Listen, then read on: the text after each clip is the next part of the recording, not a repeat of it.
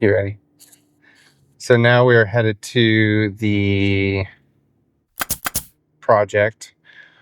It was a vehicle impact, and it's a pretty extensive one. Dropped the floor pretty good, but we can't put the floor back up to where it needs to be until the brick and block is done. Then properly frame it back and then do the plumbing and drywall from there. So it's been a bit of a process getting that one approved through supplements, but now we're rolling. So what we have here is a vehicle impact. Impacted on this side of the house and greatly affected the brick. That's why we have so much cinder block and brick here. You can see how hard it is. It's kind of narrow, so we're trying to keep off the neighbor's property, right? Doing a good job. But the car accelerated from that stop sign. And if you stand right about here, it came straight from that stop sign, missed that tree, through that bush, and up and into the side of the house. Yep. So, just like any project, when we get there, you got to pull out our company cam, start snapping some pictures away.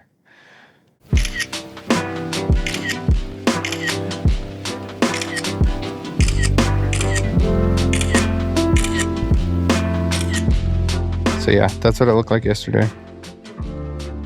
Nothing there. And that's what it looks like today. All within 12 hours. Feel free to come on in.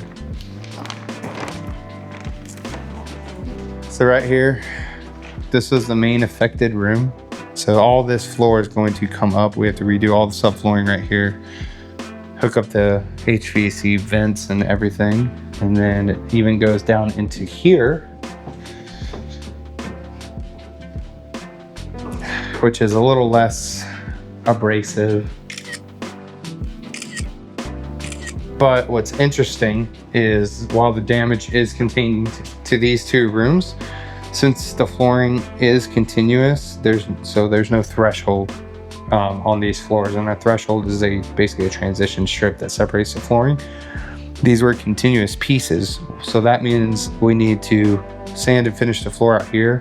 We're gonna just lace in the floor. Lacing it in is tying existing floor to new floor.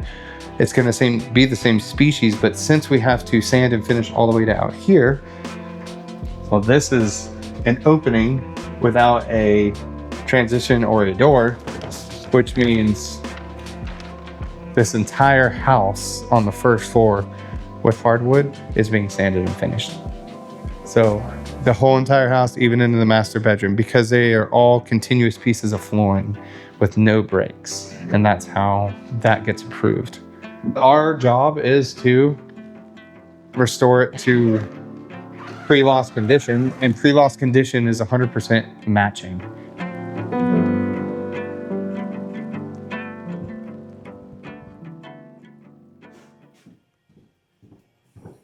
'98, I think I got my builder's license and was doing additions, remodels, and all that stuff. Yeah. Until the 2008 bust.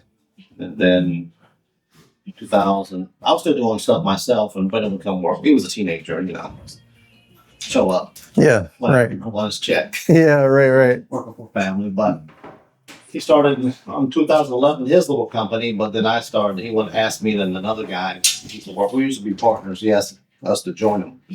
So that was in 2013. Yeah. Cool. So when we started doing this company, this is what I would be doing: going in houses, installing cabinets, Yeah. the carpentry, trim, and all that stuff. That's a cool story. Yeah. Just wanted to thank everyone for coming out tonight. Really proud of everyone here, and it's really cool to see the families behind the employees. Kind of puts it more in perspective. Rumsey just turned 15 this year. It's pretty crazy. Every year is a grind. Some days are harder than others.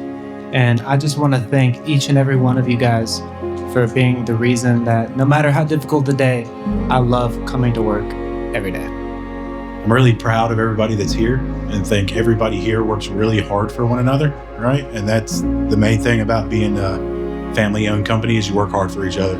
So I've told you many, many times I respect everybody on this team, and I feel like everybody here has my back and I've got your back, like Brandon said, and that goes to all of our leadership too. Everybody here will work their fingers to the bone for each other, and that's a really cool feeling. So thank y'all. Right. Enjoy the rest of your night.